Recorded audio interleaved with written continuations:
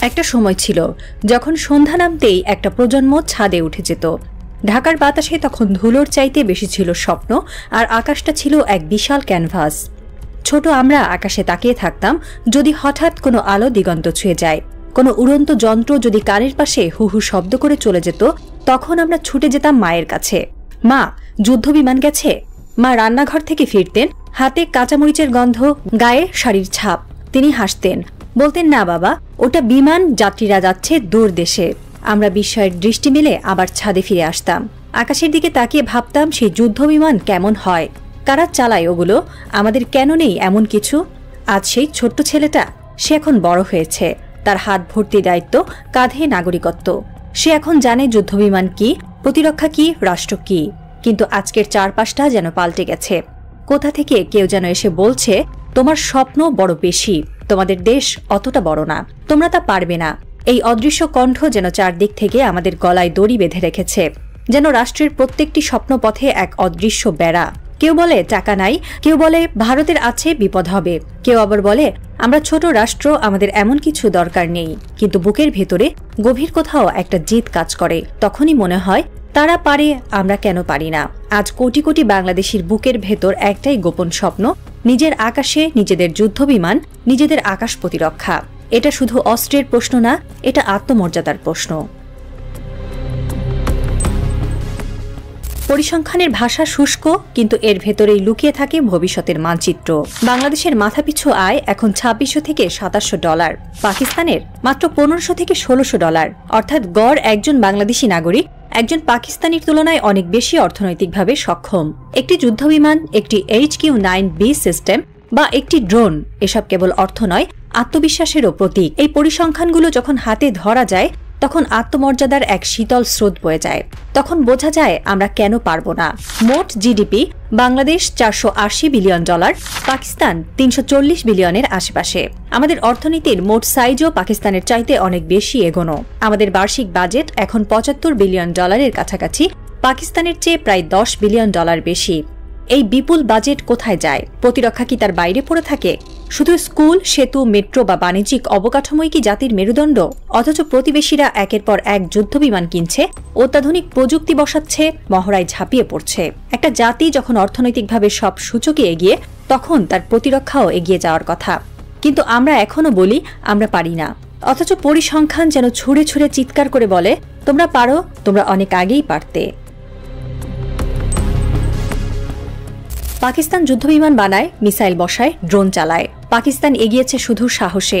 একসময় পাকিস্তানের অর্থনীতি ছিল অনিশ্চিত, বাজেট ঘাটতি বিশাল এবং বৈদেশিক ঋণের বোঝা মাথায়। কিন্তু তারা থেমে থাকেনি। তারা জানতো দেশের অস্তিত্ব রক্ষায় প্রথম শর্ত হল নিরাপত্তা।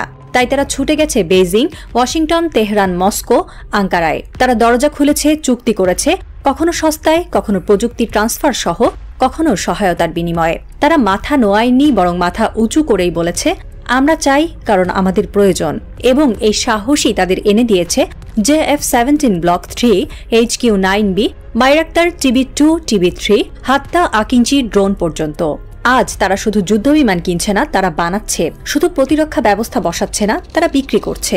এই অগ্রযাত্রা শুরু হয়েছিল একটি সাহসী অনুরোধ দিয়ে। তারপর ধাপে ধাপে তারা সেই অনুরোধকে পরিণত করেছে এক সফল কূটনৈতিক অর্জনে। বাংলাদেশের সামনে বন্ধুর তালিকাও কি ছোট? চীন, ওয়াশিংটন, তুরস্ক, ইরান, রাশিয়া সবাই অপেক্ষা করছে শুধু একটুখানি আত্মবিশ্বাসের। কিন্তু সমস্যা হলো আমরা চাইতে শিখিনি। আমরা অনুরোধ করাকে দুর্বলতা মনে করি, অথচ চাওয়ার ভেতরেই তো থাকে শক্তির প্রকাশ। যখন সেটা হয় দেশের অস্তিত্ব রক্ষার জন্য, আমাদের কূটনীতিকরা কি পারেন না বেইজিং এর দরজায় গিয়ে বলার মতো সাহস দেখাতে, আমরা চাই J-10C, আমরা চাই HQ-9B, আমরা চাই বন্ধুত্ব যেটা রক্ষা করবে আমাদের আকাশ। আমাদের প্রতিরক্ষা কর্মকর্তারা কি পারেন না আঙ্কারার মাটিতে দাঁড়িয়ে বলার মতো স্পর্ধা রাখতে, আমরা তোমাদের প্রযুক্তি চাই যাতে নিজেরা দাঁড়াতে পারি, সবই সম্ভব, শুধু দরকার সেই প্রথম বাক্যটা বলার সাহস। আমরা প্রস্তুত, এবার আমরা নিজের আকাশ নিজে রক্ষা করতে চাই। এই গল্পটা তাই শুধু পাকিস্তানের না, এই গল্পটা যে কোনো রাষ্ট্রের, যে রাষ্ট্র সাহস করে বলে আমার প্রয়োজন আছে, আমি পিছিয়ে থাকব না। এবং ইতিহাস বলে যারা সাহস দেখায় বিশ্ব তাদের পাশে দাঁড়ায়। পাকিস্তান তার প্রমাণ, কিন্তু বাংলাদেশ তার চেয়েও বড় উদাহরণ হতে পারে যদি কূটনীতি আর প্রয়োজন একসাথে হাঁটে। এই ভয়ের প্রাচীর কোনো ইট পাথরের না, এটা একটা মানসিক বেড়া যা তৈরি করেছে কিছু সুবিধাবাদী রাজনীতিবিদ, আমলা এবং তথাকথিত বিশেষজ্ঞ। তারা বলে ভারতের দুঃখ করলে সমস্যা হবে, তারা বলে আমরা ছোট দেশ, বড় অস্ত্র আমাদের দরকার নেই। কিন্তু তারা ভুলে যায় এই দেশের জনগণ বড় স্বপ্ন দেখতে জানে। তারা জানে কিভাবে এক সময়ে শূন্য হাতে যুদ্ধ করতে হয়।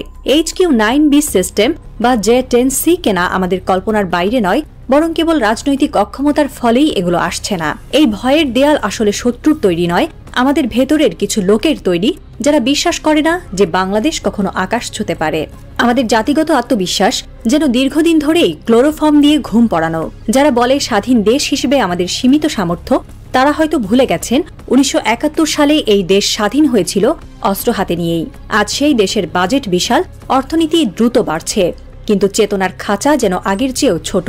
যখন একজন শিশু চোখ মেলে আকাশে চায়, তার চোখে শুধু পাখি নয়, থাকে স্বাধীনতার ছবি। কিন্তু রাষ্ট্র যদি সেই চাহনি মাটি চাপা দিয়ে রাখে, তাহলে জাতির ভবিষ্যৎ অন্ধকারে ডুবে যায়। আমরা যে দেশে রক্ত দিয়ে স্বাধীনতা এনেছি, সেই দেশ আজ সাহস দেখাতে ভয় পায়। এটা আত্মঘাতী, এটা আত্মবিশ্বাসের গণহত্যা। যে বাংলাদেশ বিশ্বের অন্যতম দ্রুততম প্রবৃদ্ধির দেশ, যার পোশাক শিল্প এখন বিশ্ব শক্তি, যার বৈদেশিক মুদ্রার রিজার্ভ মাঝে মধ্যেই $30 বিলিয়ন কাছাকাছি, সেই দেশ নিজের আকাশ রক্ষা করতে পারে না। এটা শুনতে যতটা অদ্ভুত, বাস্তবে ততটাই কষ্টদায়ক। আমাদের স্কুল, হাসপাতাল, মেট্রো রেল সবই বাজেট থেকে হয়। তাহলে যুদ্ধবিমান কেন নয়? আকাশ প্রতিরক্ষা কেন নয়? কে সেই সিদ্ধান্ত নেয় যে বলে এখন না পরে? ভারতের রাফায়েল, সুখোই, মিয়ানমারের জান্তা বাহিনীর সেনা প্রস্তুতি, এই দুই দিকেই উত্তেজনা বাড়ছে। মাঝখানে বাংলাদেশ, এক শান্তিপ্রিয় রাষ্ট্র। কিন্তু শান্তি কি একতরফা রাখা যায়? যদি আমরা আজ প্রস্তুত না হই, কাল হয়তো আকাশে পাখির বদলে গোলা উড়বে। আমাদের ছেলেরা যুদ্ধ করবে কি দিয়ে? শুধু সাহসে, নাকি পুরনো রাইফেলে?